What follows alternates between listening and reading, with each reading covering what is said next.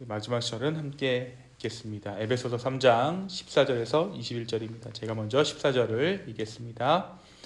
이러므로 내가 하늘과 땅에 있는 각 족속에게 이름을 주신 아버지 앞에 무릎을 꿇고 비노니 그의 영광의 풍성함을 따라 그의 성령으로 말미암아 너희 속사람을 능력으로 강건하게 하시오며 믿음으로 말미암아 그리스도께서 너희 마음에 계시게 하시옵고 너희가 사랑 가운데서 뿌리가 박히고 터가 굳어져서 능히 모든 성도와 함께 지식에 넘치는 그리스도의 사랑을 알고 그 너비와 길이와 높이와 깊이가 어떠함을 깨달아 하나님의 모든 충만하신 것으로 너희에게 충만하게 하시기를 구하노라.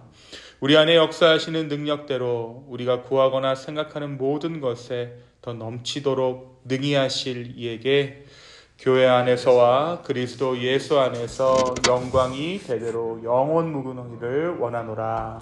아멘. 우리 2026년 새해를 맞아서 아침마다 함께 묵상하게 되는 말씀은 에베소서 말씀입니다. 에베소서는 바울이 갇힌 몸으로, 감옥에 갇힌 몸으로 기록한 편지예요.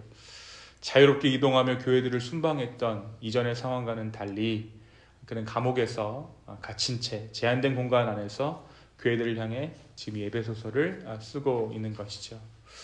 여러분, 그렇다면 우리가 만약에 저와 여러분이 감옥에 갇혀서 편지를 쓴다고 생각해 본다면 어떠한 감정이 이 편지 가운데 묻어나게 될까요?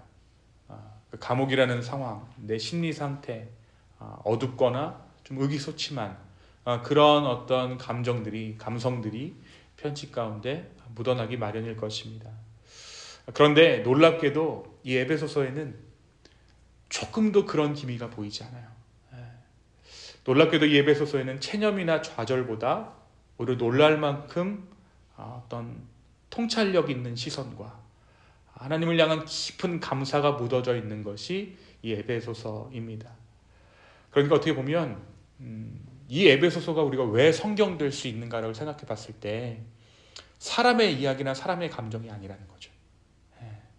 자신의 처지를 이 이야기의 중심에 두고 있지 않다는 거예요. 자신의 감정이나 자신의 처지를 이 편지 가운데 중심에 두고 있지 않기 때문에 우리가 비로소 이 에베소서 말씀을 한 개인이 공동체 가운데 보내는 편지지만 성경으로 받아들일 수 있지 않나라는 생각을 해봅니다.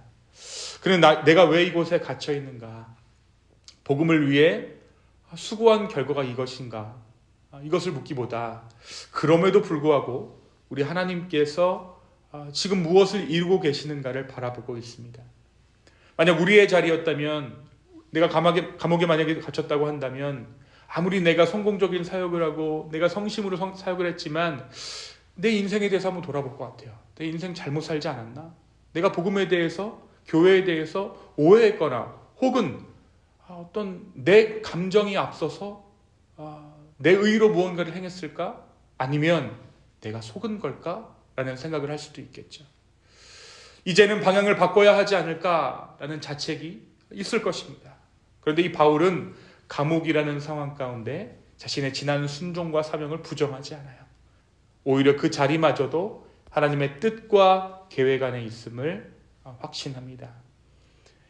감옥에 있기 전에 예수 그리스도를 전하던 삶 가운데 확신이 있었던 것처럼 이 감옥에 있는 그 자리 또한 하나님 손 안에 있음을 그가 믿었던 것이죠.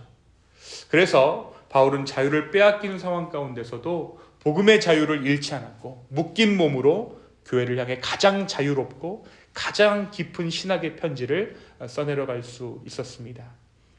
이 에베소서는 이처럼 고난의 한복판에서 기록된 편지이지만 그 내용은 고난을 넘어 하나님의 영원한 계획과 교회가 무엇인가를 선포하고 있어요. 교회가 무엇인가? 그래서 이 편지의 앞부분 에베소서 2장에는 하나님의 계획이 어떻게 현실 속에서 구현되는가를 말해주죠. 그것이 뭐냐면 교회였어요. 우리가 모두가 십자가로 인해 구원받았다. 우리 모두가 구원받았다. 구원받은 자들이 결국에는 개인의 어떤 구원과 개인의 어떤 은혜를 넘어 2장에 보면 어떻게 되었는가? 비로소 연합할 수 있게 됐다. 그 말이 뭔가요? 교회를 이룰 수 있게 된다.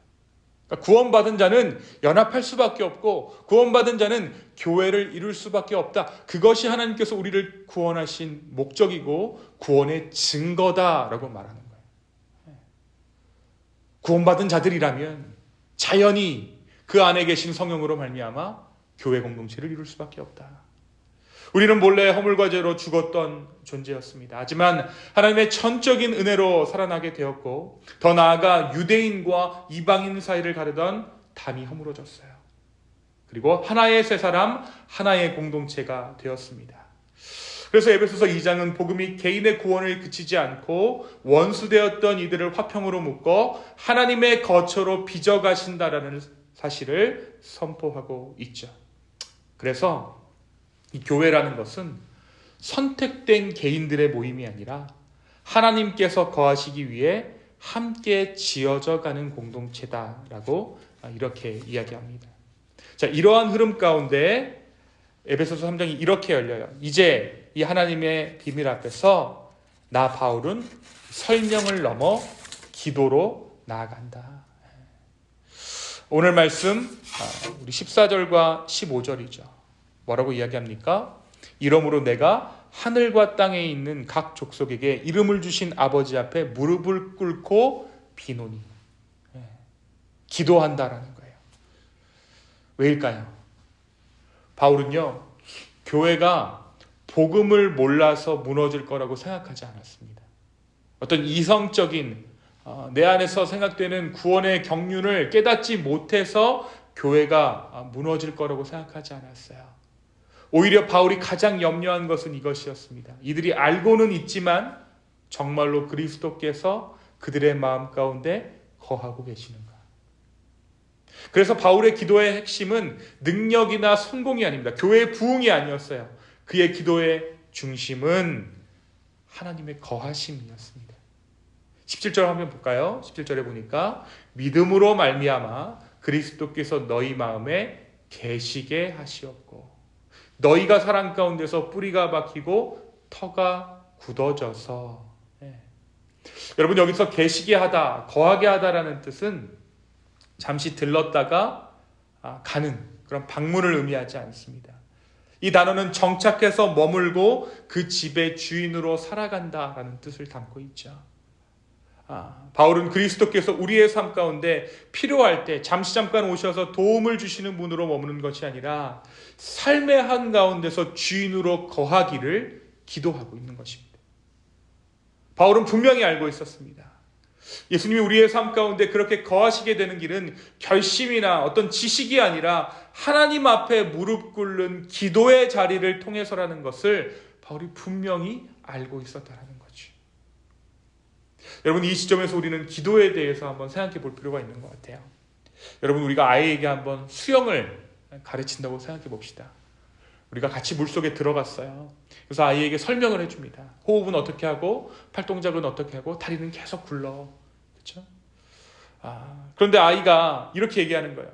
알겠는데 어떻게 수영을 하겠는지를 알겠는데 그래서 내가 집에서 침대에서 수영할 때는 잘 됐는데 무섭다. 무서워요. 자, 이때 필요한 것은 뭐죠? 이 아이에게 필요한 것은 설명이 아닙니다. 신뢰예요. 믿는 겁니다. 그때 부모가 이야기하겠죠. 자, 내가 잡아줄 테니까 내가 너 붙잡고 있을 테니까 수영해서 가봐. 아이가 물에 들어가는 이유는 그래서 그것에서 헤엄을 치는 이유는 수영법을 완전히 완벽히 이해해서가 아니라 자기를 붙들고 있는 존재를 믿었기 때문에 아이가 수영할 수 있는 거죠. 여러분 기도가 이것입니다. 바울의 기도가 이것이었어요. 교회가 더 많이 알게 해달라는 어떤 간구가 아닙니다.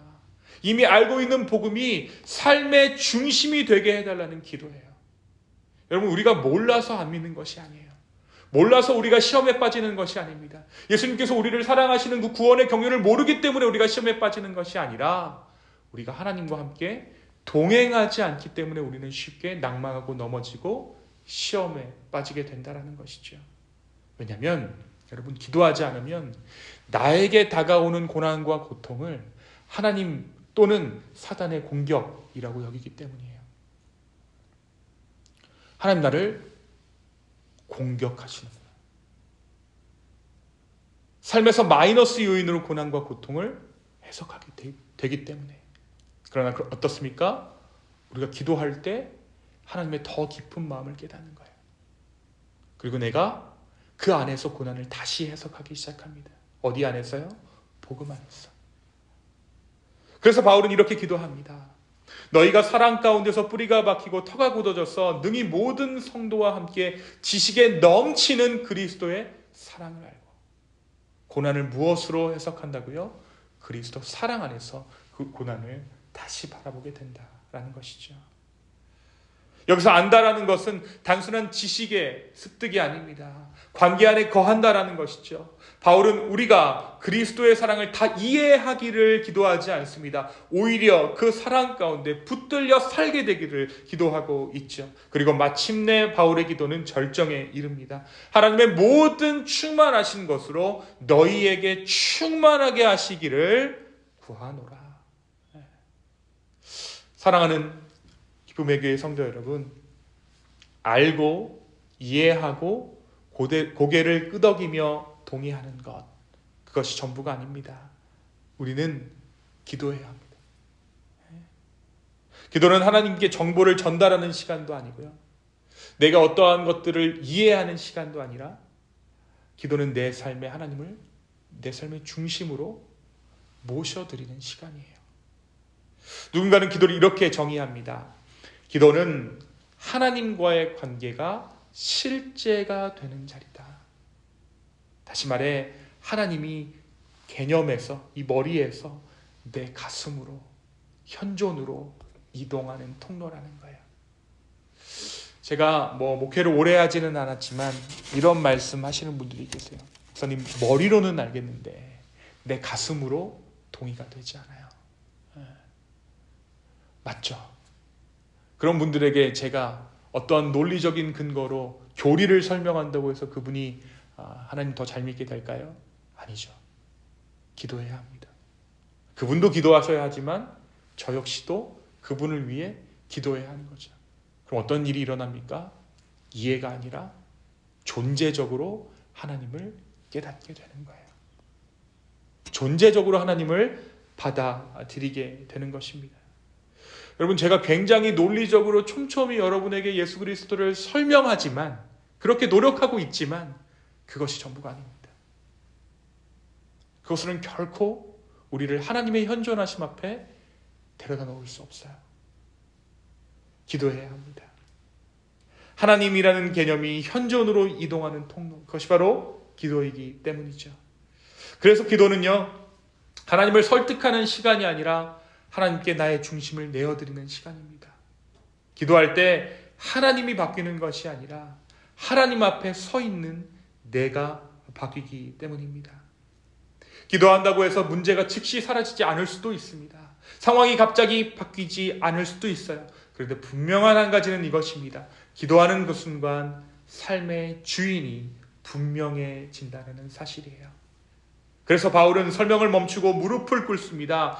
그리고 이렇게 고백하며 기도를 마칩니다. 교회 안에서와 그리스도 예수 안에서 영광이 대대로 무궁하기를 원하노라. 사랑하는 성도 여러분, 오늘 우리가 드리는 이 기도도 이러한 고백되기를 원합니다. 주님, 내 삶의 주인이 되어주십시오. 내 마음의 주인으로, 내 삶의 주인으로 거하여 주시옵소서. 그 기도가 시작되는 자리에서 하나님의 충만이 요란하지는 않겠지만 분명하게, 또렷하게 우리의 삶과 공동체 가운데 임하기 시작할 줄로 믿습니다. 오늘 이 시간 이 바울의 기도, 우리의 기도 되기를 원합니다. 주님, 내 삶 가운데 찾아오셔서 내 삶의 주인이 되어 주십시오. 2026년 한 해를 주님 손에 맡겨드립니다. 성령님, 우리 가운데 함께하여 주십시오 라고 간구하며 나아가는 저와 여러분 되기를 예수님의 이름으로 축원합니다. 이 시간 잠깐 기도하겠습니다.